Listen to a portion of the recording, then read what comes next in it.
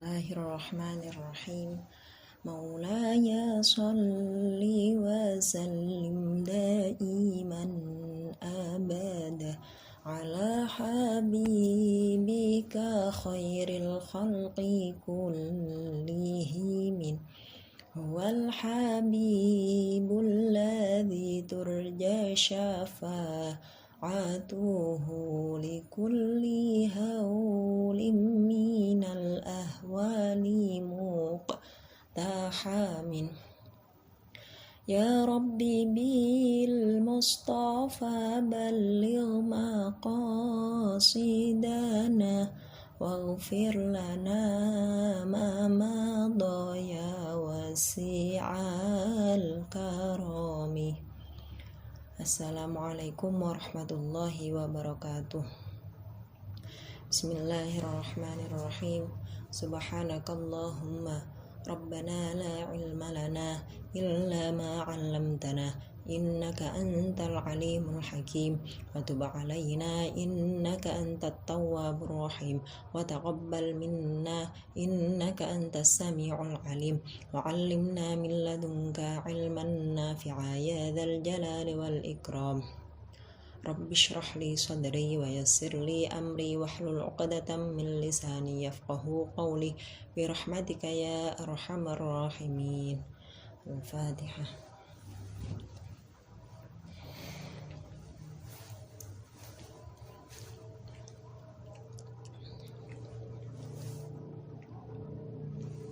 Saya Zidna Irfana dari Prodi Ilmu Al-Quran Tafsir semester 5 Institut Agama Islam Bani Fathah, yang mana dalam pertemuan kali ini akan membahas tentang ciri-ciri orang mukmin dalam perspektif Quran surat Al-Anfal ayat 2, yang mana kami mengutip dari Tafsir Al-Ibris karya Kiai Mustafa Bisri asal Rembang.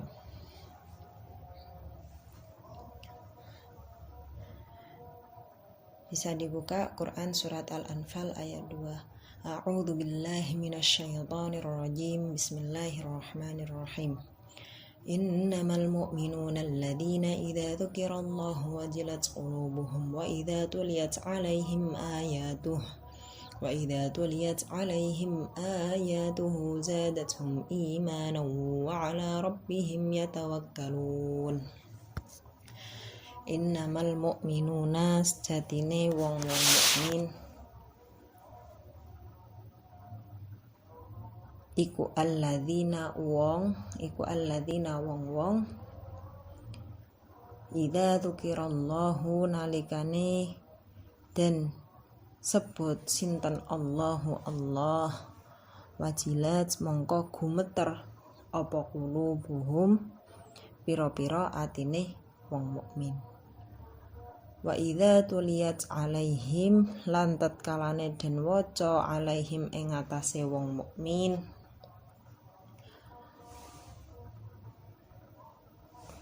apa ayatuhu pira-pira ayate Allah zadathum mongko nambahi ayat hum ing wong mukmin apane imane wa ala rabbihim lan ing atase pangerane wong mukmin yatawakkalun mongko padha pasrah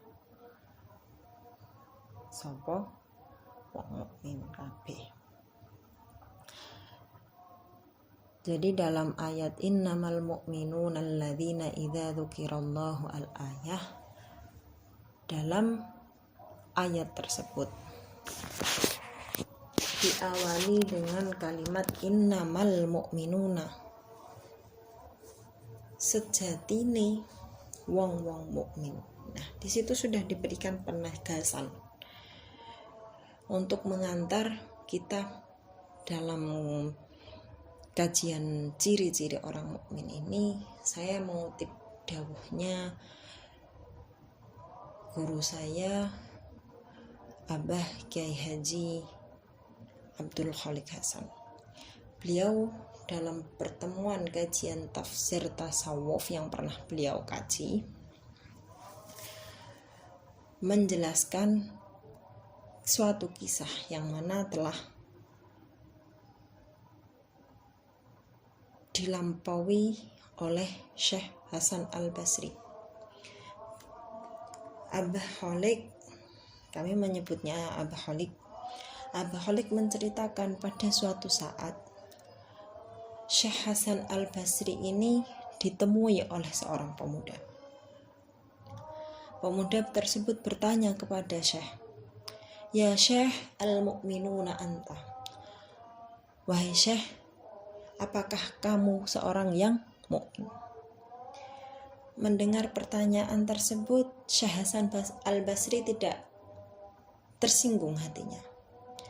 Justru beliau tersenyum kemudian menjawab, "Wahai pemuda, jika engkau bertanya tentang keimanan saya, jikalau keimanan tersebut ukurannya adalah arkanul iman, maka saya menjawab, saya adalah seorang yang beriman. Wahai pemuda, jika kamu bertanya tentang keimanan saya,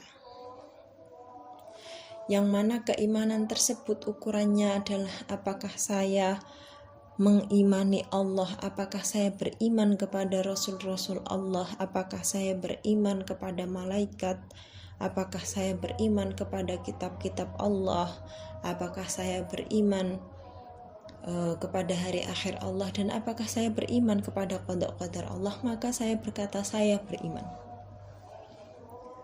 Tetapi jika keberimanan saya engkau lihat pada ayat Al-Anfal ayat 2 ini, kemudian dibacakan oleh Syekh Hasan Al-Basri, jika keimanan saya engkau ukur dengan innamal mu'minuna alladzina idza dzukirallahu wajilat qulubuhum wa idza tuliyat alaihim ayatuhu zadatsum imana wa ala rabbihim yatawakkalun, maka demi Allah, saya tidak tahu apakah saya termasuk orang-orang yang mukmin atau belum. Kisah ini oleh Abah Khalik dikutip dari kitab Minhajul Abidin. Lalu apa sih ciri-ciri orang mukmin menurut Syekh Hasan Al-Basri ini? Nah, maka dalam lanjutan ayat berikutnya ada dalam ayat keempat surat Al-Anfal, tapi kami tidak mengkaji sampai pada ayat keempat. Itu ada keterangan ulaika humul mu'minuna haqqo, dan mereka itulah orang-orang yang betul-betul sejati kemukminannya. Maka kami masuk dalam pembahasan alladzina idza dzukirallahu wajilat qulubuhum, yaitu orang-orang yang ketika disebut nama Allah bergetar hatinya. Secara jujur saja, mungkin kita belum termasuk kelompok ini, karena kadangkala ketika asma Allah itu disebut, kita sambil tertawa, kita sambil bersenda gurau, bahkan kadang sampai sedang terbahak-bahak tertawanya. Nah, maka pada ayat ini ukuran seorang mukmin adalah bisa dilihat dari zikirnya. Alladzina idza dzukirallahu wajilat qulubuhum. Jadi dalam ayat alladzina idza dzukirallahu wajilat qulubuhum ini menjadi salah satu ciri-ciri seorang mukmin yang sejati. Karenanya betapa penting zikir ini sehingga Rasulullah pernah berpesan kepada seorang sahabat Mu'ad, wahai Mu'ad, setiap terakhir sholat agar engkau tidak, atau wahai Mu'ad, setiap terakhir sholat engkau tidak boleh meninggalkan doa Allahumma a'inni ala dzikrika wa syukrika wa husni ibadatik. Dalam doa itu kita memohon Allahumma duh Gusti a'inni, nyuwun temen estu nyuwun kawula ala dzikrika, tetapkanlah kepada kami ala dzikrika ing atase zikir ka ing panjenengan, wa syukrika lan syukur ka ing panjenengan, wa husni ibadatik lan api-apike ngibadah marang panjenengan. Karena apa? Ketika Allah tidak menghendaki kita untuk zikir, untuk mengingat Allah, maka kita tidak akan merasakan manisnya, halwahnya berzikir kepada Allah, mengingat Allah. Bahkan kita tidak akan sampai merasakan getar di hati kita ketika disebutkan nama Allah. Dalam dawuh Rasulullah kepada sahabat Mu'ad untuk tidak meninggalkan doa tersebut di akhir sholat, ada yang berpendapat akhir sholat tersebut bermakna sujud terakhir dalam sholat. Ada juga yang berpendapat sebelum melakukan salam.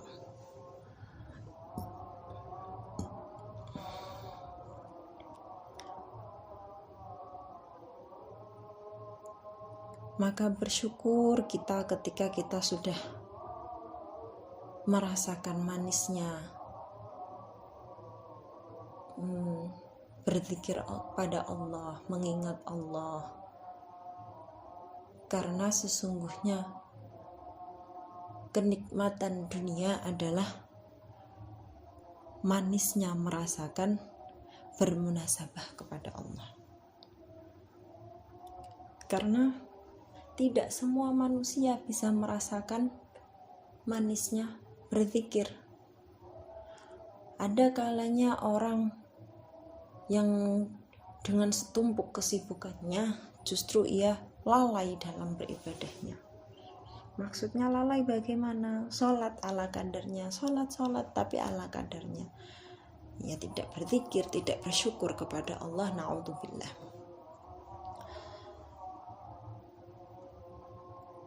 Kemudian jika kita sampai merasakan hambarnya kita mengingat Allah, pada sesungguhnya itu adalah sepahit-pahit cobaan. Karena kita tidak lagi merasakan manisnya bercengkrama dengan Allah. Mungkin saya pribadi pernah mengalami hal itu. Seolah bingung, kembali harus kepada siapa jika bukan kepada penciptanya. Jadi ciri-ciri orang mukmin yang pertama adalah alladzina idza dzukirallahu wajilat qulubuhum. Ketika disebutkan nama Allah bergetar hatinya. Saya mengutip dawuhnya Abah Khalid pada pengajian Ramadan kemarin di kampus Institut Agama Islam Bani Fattah. Ketika engkau disebutkan nama seseorang yang engkau cintai, maka bergetar hatimu.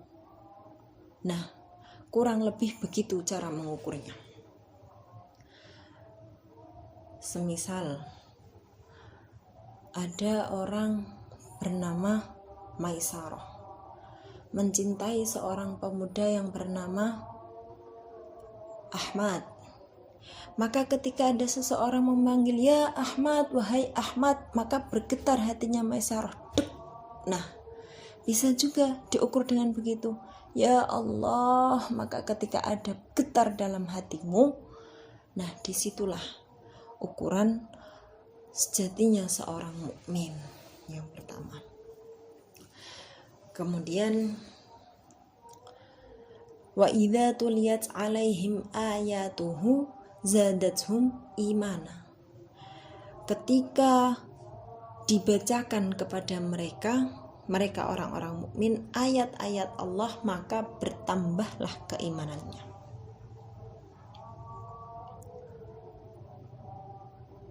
Maka ayat tersebut mampu menambah keimanan mereka orang-orang mukmin. Kadang hal ini menjadi menarik. Ketika pada karakter ciri-ciri pertama disebutkan alladzina idza dzukirallahu wajilat qulubuhum, dzukirallah, berzikir kepada Allah, mengingat kepada Allah ini bergetar hatinya. Maka yang kedua dituturkan wa idza tuliyat alaihim ayatuhu zadatuhum imana. Pada karakter yang kedua ini berkaitan juga dengan zikir, yang mana zikir itu kaitannya adalah dengan hati. Yang kedua justru Allah menjelaskan tentang Al-Quran.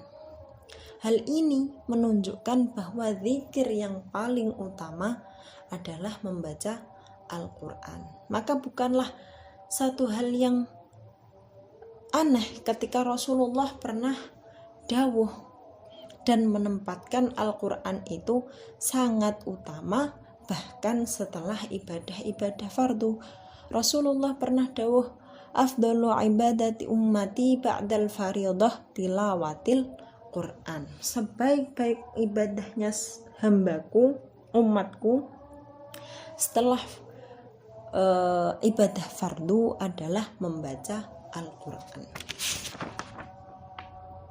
Bahkan Rasulullah pernah meminta kepada seorang sahabat, wahai sahabatku, bacakanlah aku ayat Al-Quran. Maka sahabat menjawab, ya Rasulullah, bukankah Quran ini telah diturunkan kepada engkau, manusia yang paling mulia di dunia ini, lalu mengapa engkau memintaku untuk membacakan kepadamu? Rasulullah. Nah, dari sini dapat disimpulkan kadangkala kenapa redaksi dalam wa idza tuliyat alaihim ketika mendengarkan bukan membaca. Ketika didengarkan kadangkala menunjukkan bahwasanya manusia itu seorang makhluk yang pasif. Pasif dalam artian apa? Pasif untuk tidak membaca Quran. Maka ketika itu manusia hendaknya untuk mendengarkan ayat-ayat Al-Quran. Ada kalanya ketika manusia pasif, yaitu hendaknya dengan mendengarkan bacaan-bacaan Quran. Ada kalanya manusia itu aktif dalam mencari, menuntut halakoh-halakoh yang di sana terdapat kajian-kajian Al-Quran. Maka bersyukur kita dikehendaki oleh Allah menjadi manusia yang berproses bersama dengan Al-Quran, dan semoga kita disenantiasakan oleh Allah membaca dan membersamai Al-Quran.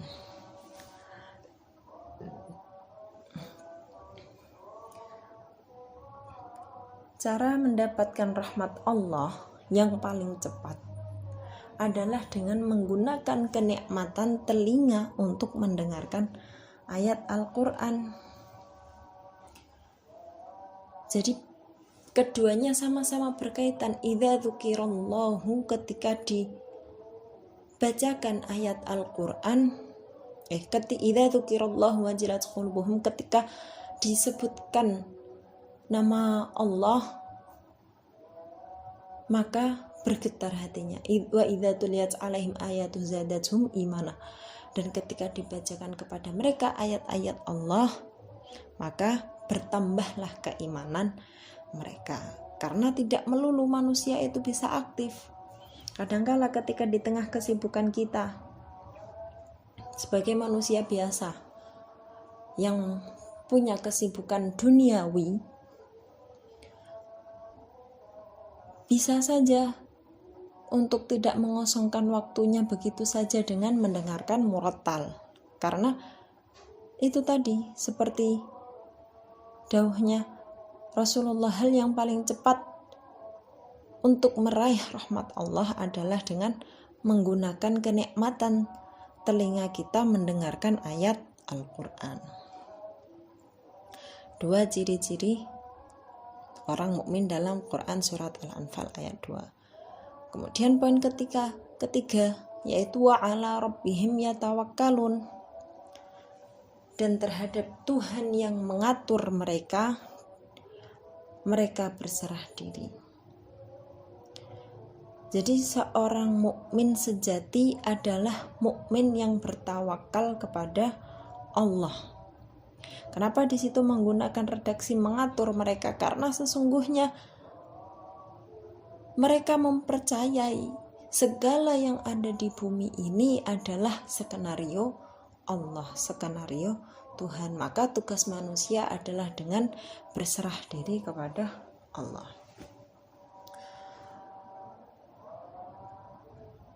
Untuk mengantar pada keterangan tawakal di sini, saya mengutip sebuah kisah. Syekh Muhammad bin Muhammad Al-Ghazali dalam kitab Minhajul Abidin pernah dawuh bahwasannya rintangan terdepan seorang mukmin untuk bertawakal kepada Allah adalah tentang urusan rizki. Padahal menurut Imam Al-Ghazali urusan rizki ini sebenarnya mudah. Konsepnya hanya tentang bertawakal kepada Allah. Tapi itu kelasnya itu kelasnya Imam Al-Ghazali. Lalu bagaimana kelasnya orang-orang yang keimanannya masih dasar?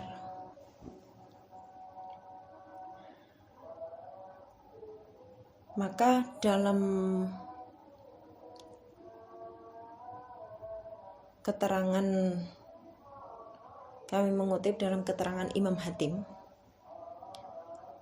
Hatim menjelaskan bahwasannya tawakal itu dibagi menjadi 4. Tawakalnya manusia menurut Imam Hatim Al-Asham ini paling tidak dibagi menjadi 4, yaitu at-tawakkal alal khulqi, tawakal kepada makhluk, wa tawakkal alal mal, bertawakal kepada harta, wa tawakkal alal nafs, dan wa tawakkal ala rabbi. Maka di sini Imam Hatim Al-Asham menjelaskan tawakkal alal khulqi, bertawakal kepada makhluk. Orang-orang yang bertawakal kepada makhluk ini berkata, seandainya seseorang ini masih ada, seandainya pamanku yang seorang jenderal ini masih ada, seandainya kakekku yang seorang presiden ini masih ada, maka saya akan baik-baik saja dan akan tenang-tenang saja. Ini kata orang yang pertama, kata orang yang bertawakal kepada makhluk. Wa tawakkal alal mal, bertawakal kepada harta. Ia akan berkata, selagi hartaku masih banyak, saya tidak akan membahayakan diri saya. Saya bisa nyogok sana sini, saya bisa bayar, saya beli ini, beli itu, terserah saya, dan saya akan baik-baik saja dengan harta saya yang masih banyak ini. Itu kata orang yang bertawakal kepada harta. Kemudian yang ketiga, bagaimana tawakal 'alan nafs? Seandainya badan saya ini masih sehat, maka saya tidak perlu mengkhawatirkan hal ini, maka saya tidak perlu merisaukan hal-hal ini. Itu kata orang-orang yang bertawakal pada kekuatan dirinya sendiri. Maka Imam Hatim Al-Asham ini berkata, tiga jenis tawakal di atas ini adalah tawakalnya orang-orang yang bodoh. Tawakal yang fana, yang akan hancur, Lalu bagaimana? Sedangkan kata orang-orang yang bertawakal kepada Tuhan mereka akan berkata, saya tidak peduli saya kaya atau saya miskin, karena saya memiliki Tuhan atau Allah. Saya memiliki Allah yang akan mengawal saya apapun yang terjadi. Karena saya selalu bersama Allah, yang mana Allah ini tahu segala hal yang menghendaki. Allah ini menghendaki segala hal yang akan terjadi terhadap saya. Pernah diceritakan pula Nabi Ibrahim yang ketika itu diutus oleh Allah untuk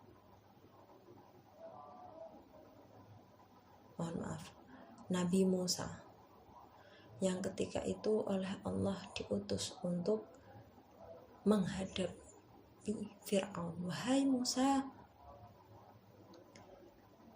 berangkatlah untuk memerangi Fir'aun, karena Fir'aun telah melampaui batas. Kemudian Nabi Musa melihat anak dan istrinya. Di dalam hatinya ada keraguan-raguan. Siapa yang akan menjamin kehidupan istri dan anakku? Maka kemudian Allah mengetahui apa yang bergemuruh dalam hati Nabi Musa. Allah sedikit duka kepada Nabi Musa ketika itu. Wahai Musa, pukulkanlah tongkatmu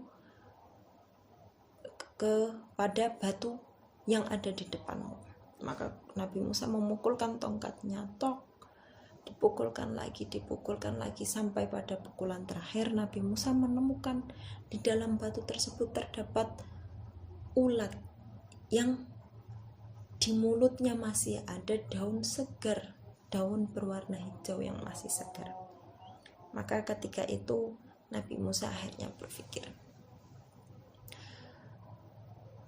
dari manakah daun yang diperoleh ulat itu yang bertempat di dalam batu? Maka akhirnya Nabi Musa bertawakal kepada Allah bahwa Allah akan menjamin keberlangsungan hidup istri dan anaknya. Berangkatlah Nabi Musa untuk memerangi Fir'aun. Jadi di dalam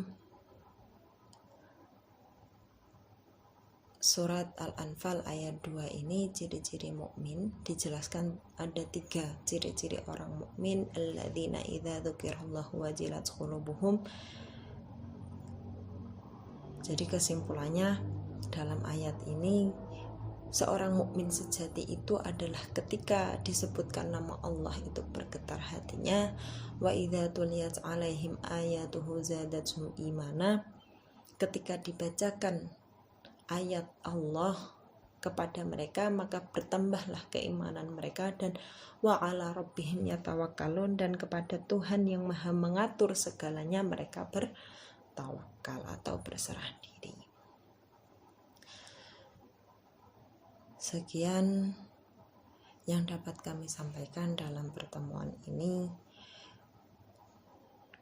Kami banyak mengutip dawuh dari Abah Kiai Haji Abdul Halik Hasan dalam kajian tafsir tasawuf dan tafsir tawakalnya ini. Kami juga mengambil dari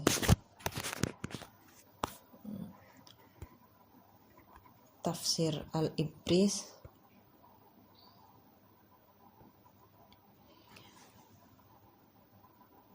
yang mana tentu amat sangat banyak sekali kekurangan dan salah tutur kata. Kami mohon maaf sebesar-besarnya. Wallahil muwaffiq ila aqwamit thoriq. Wassalamualaikum warahmatullahi wabarakatuh.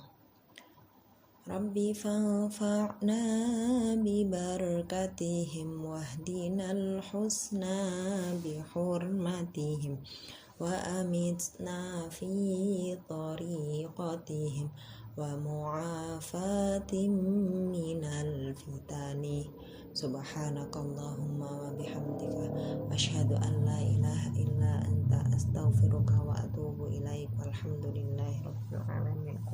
Mohon maaf. Wassalamualaikum warahmatullahi wabarakatuh.